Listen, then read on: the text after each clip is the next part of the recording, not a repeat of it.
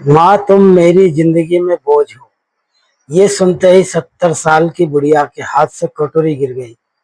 दाल फर्श पर बिखर गई, बिल्कुल उसके सपनों की तरह। उसने बेटे की तरफ देखा, वही बेटा जिसके लिए उसने रात रात भर जाग कर कपड़े सिले, जिसके लिए उसने अपने गहने तक बेच दिया, आज उसे बोझ बोल रहा था। बहू ने मुंह फेर लिया, पोता हेडफोन लगाकर खेलने लगा और माँ बस चुप रही। उसने अपना बोरिया बिस्तर बांधा। बेटे ने उसे 500 रुपये फेंकते हुए कहा, ले जाकर कहीं भी रहे। वो बुढ़िया चल दी।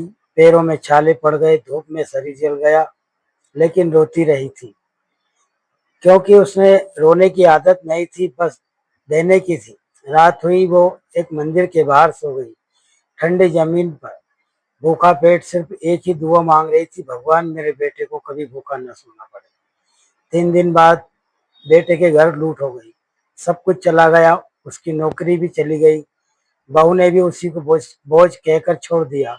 पोते ने उससे मुंह फेर लिया। अब वो वही बेटा जिसने माँ को सड़क पर निकाला था, खुद सड़क पर था, भूखा नंगा बेसहारा। और तब उसने सोचा, मैंने अपनी माँ को क्या कर दिया था। वो मंदिर पहुंचा और वहां उसकी माँ सो रही थी। पेट से चिपका हुआ आखिरी रोटी का टुकड़ा शायद अपने बेटे के लिए बचाकर रखा था। बेटे ने चिल्लाकर कहा, माँ मुझे माफ कर दे।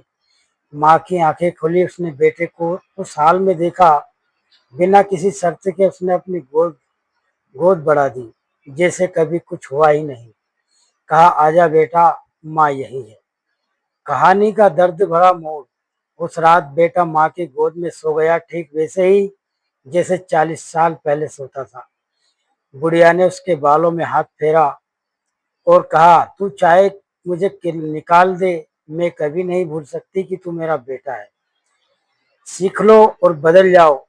माँ वो इकलौता रिश्ता है जिसे तुम तोड़ सकते हो, लेकिन वो कभी नहीं टूटती। जिस दिन तुम अपनी माँ को बोझ समझोगे, उसी दिन अपने अंदर की इंसानियत को गंवा दोगे। अगर तुम्हारी माँ अब भी है, तो दुनिया की सबसे बड़ी दौलत तुम्हारे पास है। लाइक करो अगर तुम्हें अपनी माँ याद आ गई।